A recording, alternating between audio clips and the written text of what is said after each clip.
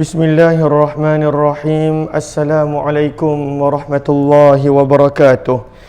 Bismillah, alhamdulillah, wassalatu wassalamu ala habibillah Sayyidina Muhammad ibn Abdillah wa ala alihi wa sahbihi wa mawalah. Allahumma rabbi syrah lana sudurana wa yassir lana umurana wahlul 'uqdatam min alsinatina yafqahu aqwalana. Allahumma faqqihna fid din wa 'allimna at-ta'wil. Allahumma alhimna marashida umurina wa a'idna min syururi anfusina birahmatika ya rabbal alamin walhamdulillahi rabbil alamin. Ahlan kepada sahabat-sahabat semua, apa khabar? Selamat petang. Salam pertemuan dalam program Hamba Ilahi siri yang ke-51 bersama dengan saya Umar Aziz. Kita berharap moga-moga dengan usaha kecil kita dalam untuk memahami akan kitab Al-Adhkar Imam Nawawi menjadikan kita dapat mempelajari, mengamalkan, membawa dalam kehidupan akan zikir-zikir dan doa harian yang telah ditunjuk ajar oleh baginda Nabi sallallahu alaihi wasallam. Lalu pada hari ini kita telah tiba pada muka surat 105.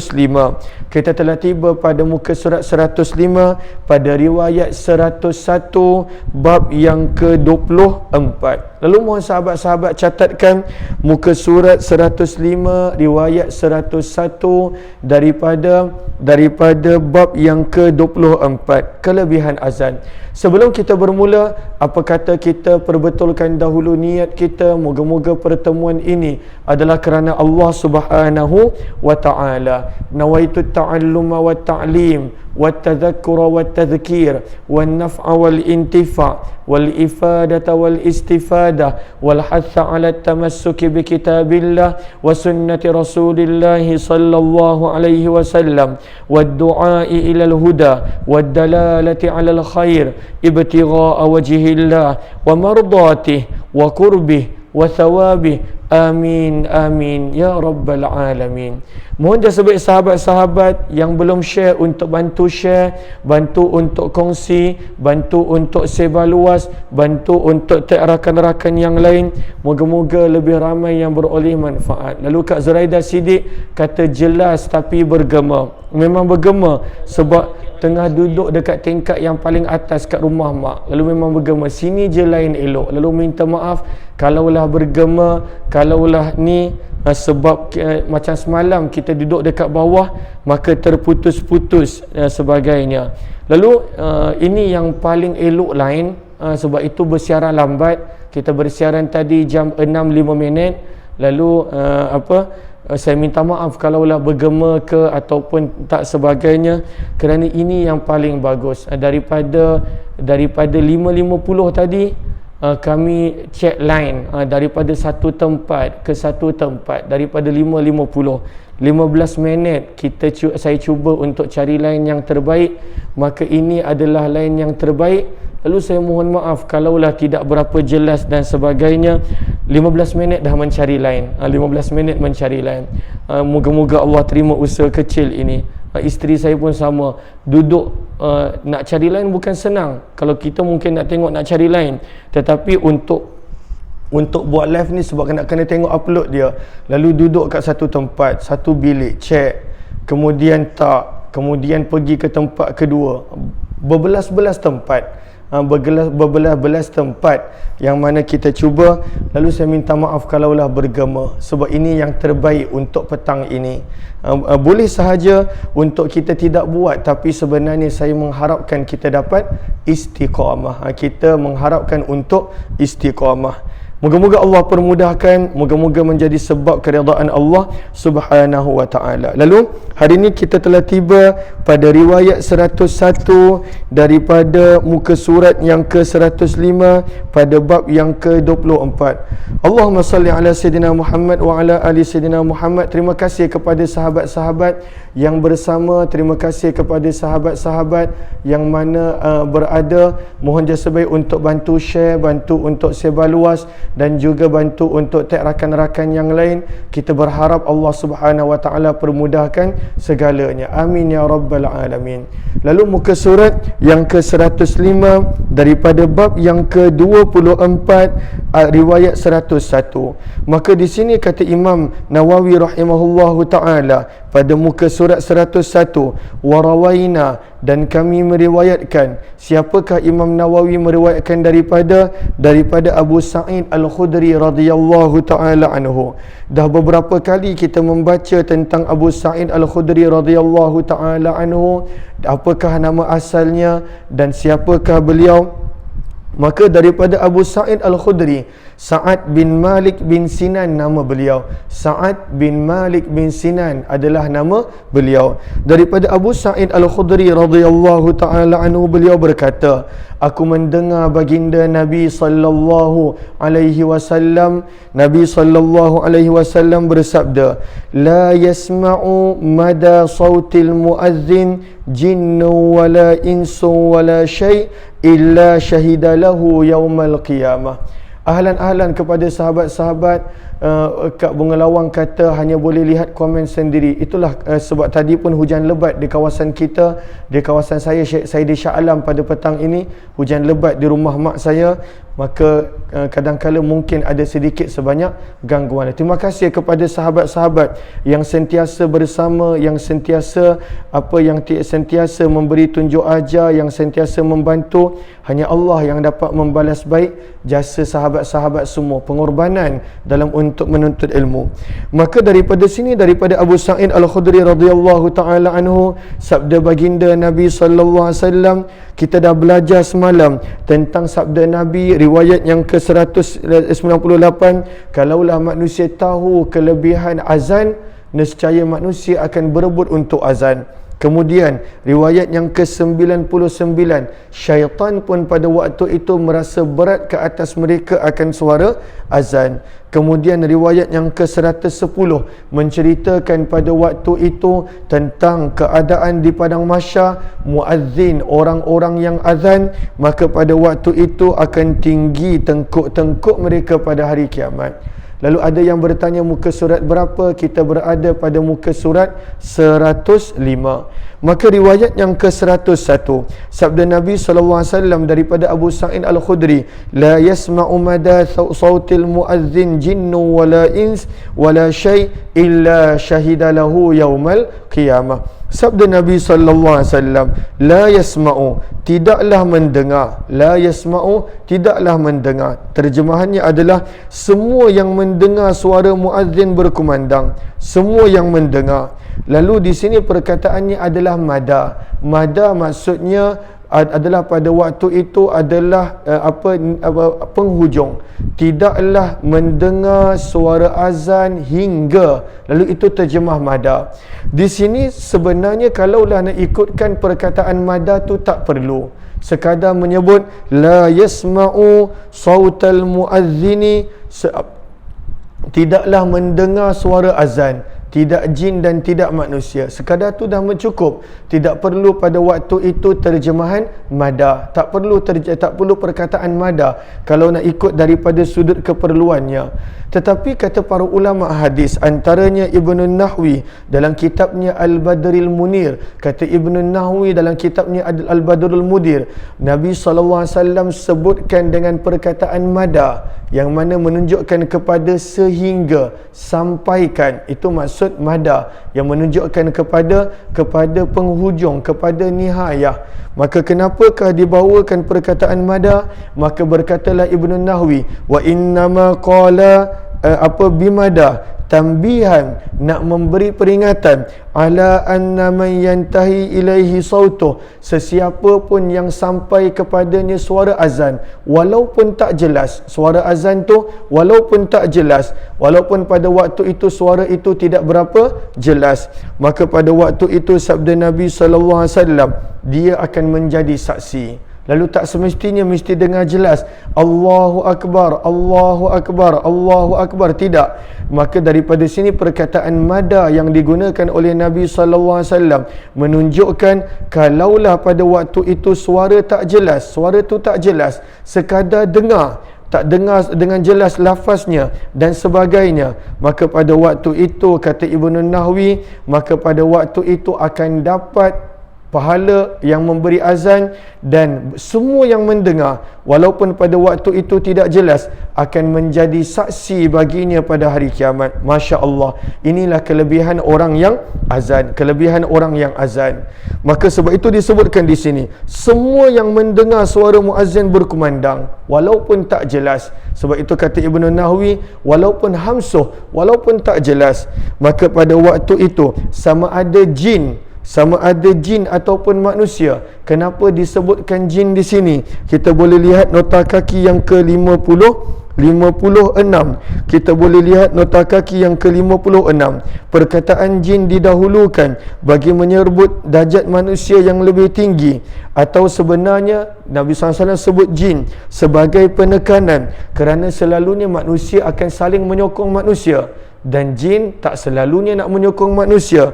Tetapi bila Nabi sebut jin pun akan memberi saksi bila mendengar azan, nak menunjukkan pada waktu itu kalaulah jin pun menjadi saksi, semestinya semua manusia yang mendengar akan menjadi saksi, sama ada dia Islam ataupun tidak. Semua pada hari kiamat yang dengar suara azan dia pada waktu itu akan menjadi saksi. Sebab itulah sabda Nabi SAW, la yasma'u mada sautal muazzini jinnu wala insu wala syai.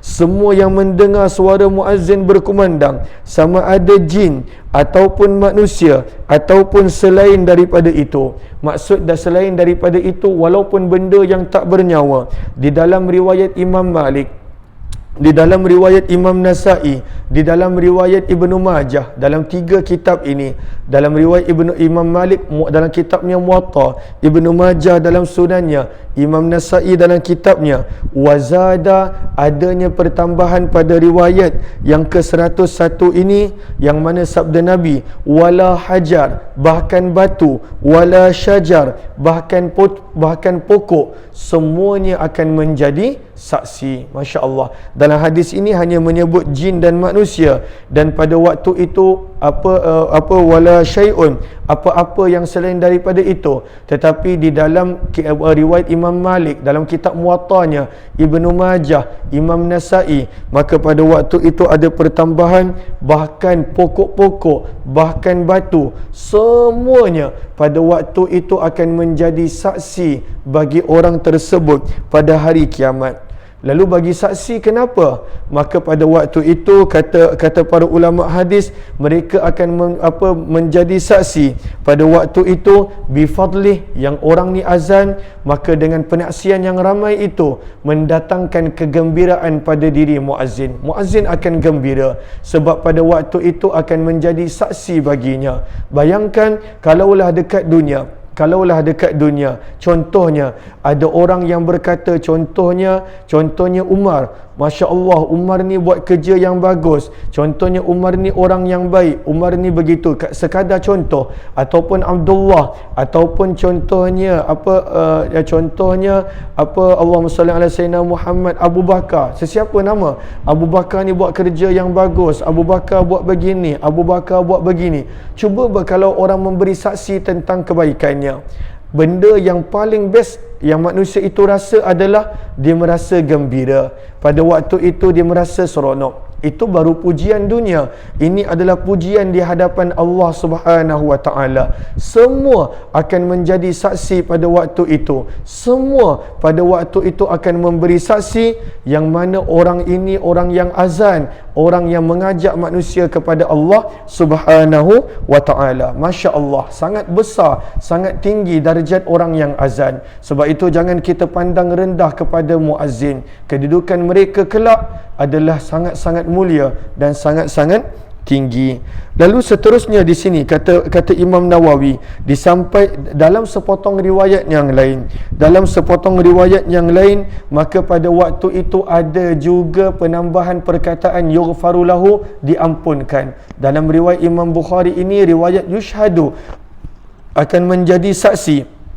Tetapi dalam riwayat yang lain adanya penambahan perkataan yughfaru lahu, akan diampunkan. Lalu pada riwayat ini adanya perkataan menjadi saksi, semua benda akan menjadi saksi, jin, manusia, batu, pohon, semua benda yang mendengar azannya walaupun tak jelas akan menjadi saksi. Dan dalam sepotong riwayat yang lain ada penambahan perkataan yughfaru, akan pada waktu itu diampunkan juga dosa-dosanya. Masya Allah, tabarakallah.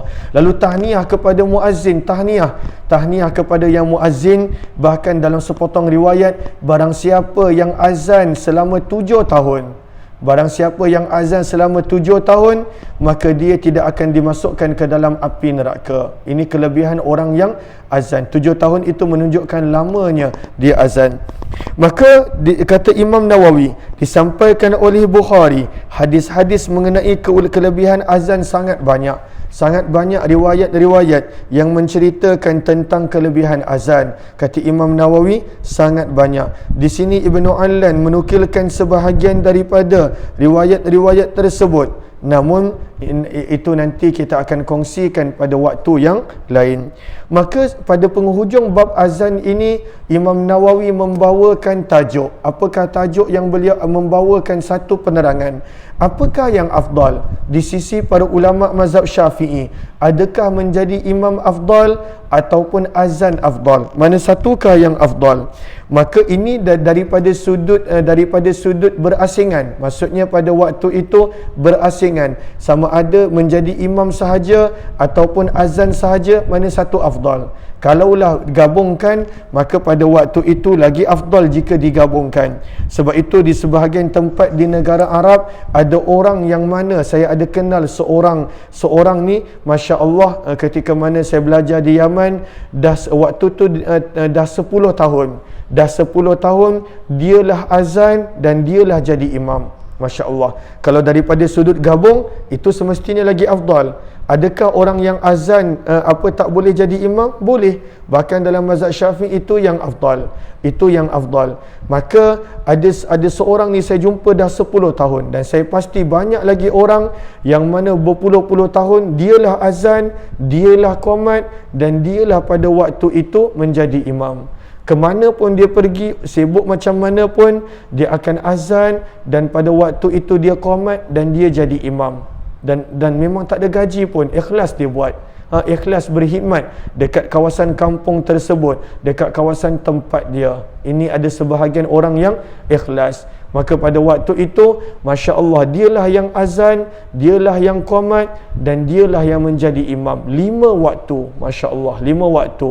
Bukan senang nak istiqamah 5 waktu selama bertahun-tahun. Maka di sini kata Imam Nawawi rahimahullahu ta'ala, daripada sudut perbincangan, kalaulah diasingkan azan-azan imam-imam, mana satu lagi afdal?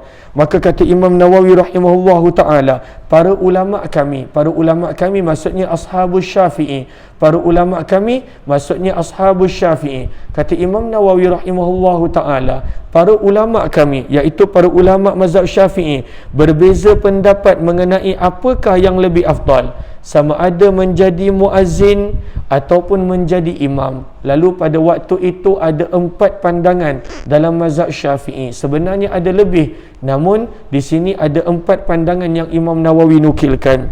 Yang pertama, menjadi muazzin, azan, ada 4 pendapat semuanya. Yang pertama, dan ini yang paling benar maksudnya yang paling kuat, asah, yang paling kuat, pendapat yang paling kuat dalam mazhab Syafi'i, azan lebih utama. Kenapakah azan lebih utama?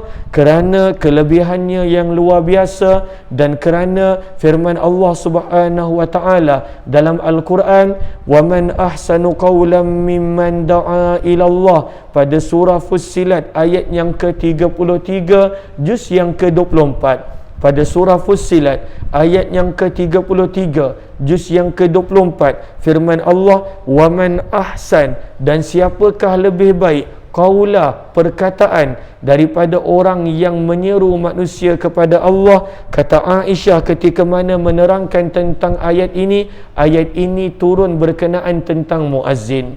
Maka sebab itu pada waktu itu firman Allah, wa man ahsanu qawlan mimman da'a ila Allah, siapakah yang lebih baik perkataannya daripada orang yang menyeru kepada Allah. Kata Aisyah, yang dimaksudkan di situ adalah para muazzin. Masya-Allah.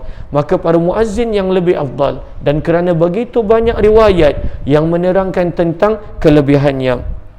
Kata Imam Nawawi, pendapat kedua menjadi imam lebih afdal. Orang-orang yang memilih pendapat ini adalah kerana Nabi SAW adalah imam dan Khulafa Ar-Rashidin adalah imam. Namun ada jawapan untuknya, yang mana sebenarnya Nabi dan para khulafa menjadi imam kerana pada waktu itu mereka sibuk daripada untuk memberi azan. Kerana memberi azan pada waktu itu kena datang awal dan sebagainya, Nabi SAW dan para khalifah mereka mempunyai tugasan-tugasan mendidik, menyeru, mengajak manusia kepada Allah. Pendapat yang ketiga kata Imam Nawawi, sama darjat antara imam dan muazzin adalah sama darjat. Yang keempat, maka kata Imam Nawawi, apabila diketahui dalam dirinya memiliki kemampuan dan semua syarat untuk menjadi imam, maka menjadi imam lebih afdal. Kalaulah pada waktu itu dia tidak mempunyai kriteria dan syarat untuk menjadi imam, daripada pengetahuan fiqahnya berkenaan tentang salat, daripada bacaannya, daripada beberapa lagi perkara-perkara yang lain, maka pada waktu itu azan baginya adalah lebih afdal. Ini keempat-empat pendapat yang Imam Nawawi nukilkan. Sebenarnya ada sahaja pendapat-pendapat yang lain dalam mazhab Syafi'i, namun Imam Nawawi nukilkan di sini 4 sahaja. Ahlan-ahlan kepada sahabat-sahabat yang baru bersama, terima kasih kepada semua yang melapangkan masa, yang mengorbankan waktu. Moga-moga Allah balas dengan sebaik-baik ganjaran. Bab yang ke-25, muka surat yang ke-106, bab yang ke-25. Maka di sini kita nampak bagaimanakah azan, sifat azan, bagaimanakah pada waktu itu nak memberi azan. Maka di sini kata Imam Nawawi rahimahullahu taala, sifat azan bab yang ke-25. Kata Imam Nawawi, perlu diketahui lafaz azan sudah sangat masyhur. Maksudnya semua orang tahu. Semua orang tahu tentang lafaz azan. Semua orang tahu tentang lafaz azan kata Imam Nawawi. Ianya adalah masyhur. Seterusnya kata Imam Nawawi, manakala ahlan-ahlan kita berada pada muka surat 106. Ahlan-ahlan kepada sahabat-sahabat yang bersama, mohon maaf kalaulah suara kurang jelas, kalaulah lighting tak berapa bagus, mohon maaf. Seterusnya, maka di sini kata Imam Nawawi, manakala pada pendapat kami, iaitu pendapat para ulama mazhab Syafi'i, tarjih ialah sunat. Apakah itu tarjih? Tarjih adalah pada waktu itu maksudnya ismun limajmu'il sirri wal jahar. Pada waktu itu pada dua kalimah syahadah, asyhadu an la ilaha illallah, mula-mula menyeru dengan perlahan dan kemudian barulah menyeru dengan kuat. Tarjih berdasarkan hadis riwayat sahabat Nabi yang Nabi lantik untuk azan di Mekah, Abu Mahzurah, hadis riwayat Muslim. Lalu apakah itu tarjih? Tarjih adalah contohnya saya muazzin, maka pada waktu itu bila tiba pada dua kalimah syahadah, asyhadu an la ilaha illallah, asyhadu an la ilaha illallah, barulah dengan suara yang kuat, asyhadu an la ilaha illallah, maka itu tarjih. Dalam mazhab Syafi'i, dalam mazhab Imam Malik, dalam mazhab Imam Ahmad bin Hanbal, pada waktu itu tarjih adalah afdal berdasarkan riwayat daripada Abu Mahzurah, hadis riwayat Imam Muslim. Akan tetapi pada pendapat Imam Abu Hanifah, tarjih tidak sunat berdasarkan riwayat daripada Zaid bin Tha'labah, daripada Abdullah bin Zaid bin Tha'labah bin Abdi Rabbih, yang mana pada waktu itu tidak dinukilkan tarjih. Maka dalam mazhab Syafi'i dan juga pendapat Imam Malik, tarjih adalah sunat. Apakah maksud tarjih? Diperlahankan suara, dan pada waktu itu barulah dikuatkan suara pada waktu ketika mana asyhadu an la ilaha illallah dan juga asyhadu anna Muhammadar Rasulullah. Tarjih, ejaan dia tarajim ya ain, tarjih, ejaannya adalah tarjih. Maka pada waktu itu kata Imam Nawawi, tarjih adalah sunat. Apakah dalilnya? Hadis riwayat Imam Muslim daripada sahabat yang Nabi lantik untuk azan di Mekah, beliau namanya adalah Abu Mahdzurah. Di Madinah adalah Bilal bin Rabah dan Abdullah bin Ummi Maktum. Di Mekah pada waktu itu adalah Abu Mahdzurah, sahabat yang dilantik untuk azan di Mekah. Okey. Maka di sini kata Imam Nawawi rahimahullahu taala. Apakah kata Imam Nawawi rahimahullahu taala di sini? Kata Imam Nawawi rahimahullahu taala, wa huwa annahu idza qala bi'ali sauti, iaitu apakah maksud tarjih? Iaitu muazzin akan mengeraskan suara, menguatkan suara ketika mengumandangkan bacaan Allahu Akbar, Allahu Akbar, Allahu Akbar, Allahu Akbar. Maka waktu tu keraskan suara. Lalu ini Imam Nawawi menerangkan tentang tarjih. Kemudian dengan suara yang sangat perlahan. Apakah maksud sangat perlahan? Imam Nawawi terangkan, hanya didengari oleh dirinya sendiri dan orang-orang yang berhampiran dengan dia. Maka pada waktu itu dia akan ucapkan asyhadu an la ilaha illallah, asyhadu an la ilaha illallah, asyhadu anna Muhammadar Rasulullah, asyhadu anna Muhammadar Rasulullah. Maka dia habiskan dahulu dua kalimah syahadah dengan suara yang perlahan. Kemudian barulah asyhadu an la ilaha illallah, barulah dia kuatkan suara sampailah habis. Itu maksud tarjih. Dan daripada riwayat Abu Mahdzurah yang ada di dalam riwayat Imam Muslim, Imam mazhab Syafi'i, Imam Malik dan juga Imam Ahmad bin Hanbal, mereka berpandangan maka pada waktu itu berdasarkan riwayat Imam Muslim daripada Abu Mahdzurah, maka tarjih adalah sunat dan pada waktu itu perlu untuk dilakukan. Tapi kalaulah tak buat, bukanlah bererti pada waktu itu azan tu tak sah. Tidak, sebenarnya ini adalah sunat. Maka itu maksud tarjih. Hanya pada dua kalimah syahadah. Dia akan habiskan dahulu sebut dua kalimah syahadah tadi. Asyhadu an la ilaha illallah, asyhadu an la ilaha illallah, asyhadu anna Muhammadar Rasulullah, asyhadu anna Muhammadar Rasulullah. Barulah dengan suara yang kuat. Ini Imam Nawawi terangkan. Maka seterusnya kata Imam Nawawi, menurut pendapat kami, taswib. Apakah taswib? Ta, waw, ya, ba. Taswib. Menurut kata Imam Nawawi, menurut pendapat kami, taswib juga disunatkan, iaitu khusus ketika mana azan subuh selepas selesai membaca hayya 'alal falah, maka pada waktu itu muazzin kena laungkan as-salatu khairum minan naum, as-salatu khairum minan naum. Itu dipanggil taswib. Ta, sa, waw, ya, ba. Kata Imam Nawawi, begitu juga taswib disunatkan di dalam azan subuh. Tapi kalaulah dia terlupa, muazzin terlupa, tidaklah perlu sampai ulang balik azan. Tidak, kerana ianya adalah sunat. Adakah dalil untuk taswib? Kata Imam Nawawi rahimahullahu ta'ala, ada dalil untuk taswib ini. Maka sebab itu kata Imam Nawawi rahimahullahu ta'ala, apa kata Imam Nawawi rahimahullahu ta'ala, terdapat beberapa hadis yang menjadi asal, dasar, sumber, hukum bagi tarjih dan taswib di atas. Untuk tarjih, dalilnya pada waktu itu adalah adalah hadis riwayat Abu Mahdzurah yang ada di dalam riwayat Imam Muslim, Allahumma salli ala Sayyidina Muhammad wa ala ali Sayyidina Muhammad.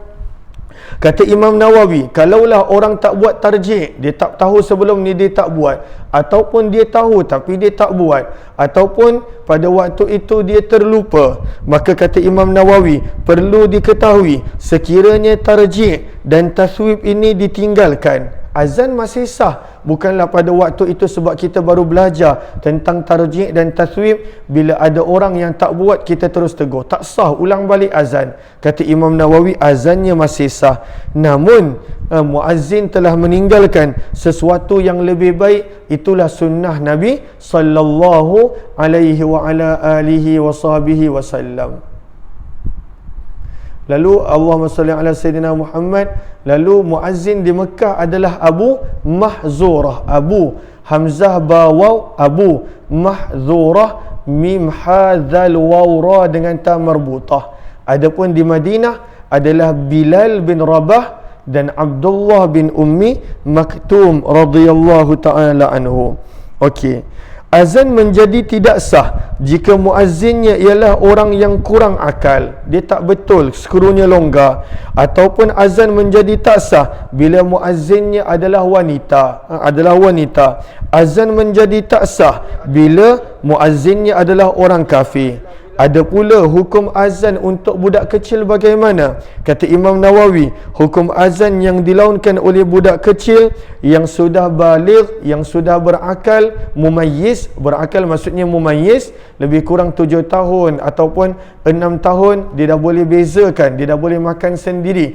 Maka kata Imam Nawawi, budak azan hukumnya adalah sah. Adapun yang tak sah pada waktu itu kalaulah dia tak siuman, ataupun dia bukan Islam, ataupun dia seorang wanita. Kata Imam Nawawi rahimahullahu ta'ala, menurut mazhab yang paling benar, iaitu menurut pendapat mazhab Syafi'i yang asah, apabila seorang kafir mengumandangkan azan dan membaca 2 kalimah syahadah dalam azannya, dia telah memeluk Islam. Lalu kalaulah dia telah mengucapkan 2 kalimah syahadah, maka dia telah masuk Islam.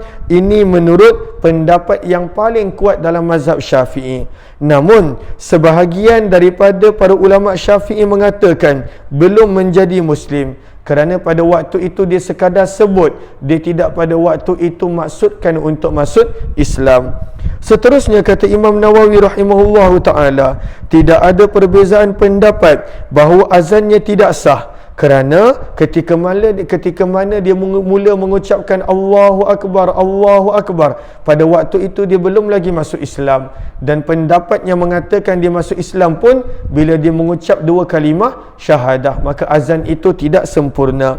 Sebab itu kata Imam Nawawi, tidak ada perbezaan pendapat sama ada yang mengatakan dengan 2 kalimah syahadah waktu azan tu dia masuk Islam ataupun tidak masuk Islam. Maka tak ada perbezaan pendapat daripada sudut azannya tidak sah. Kenapa?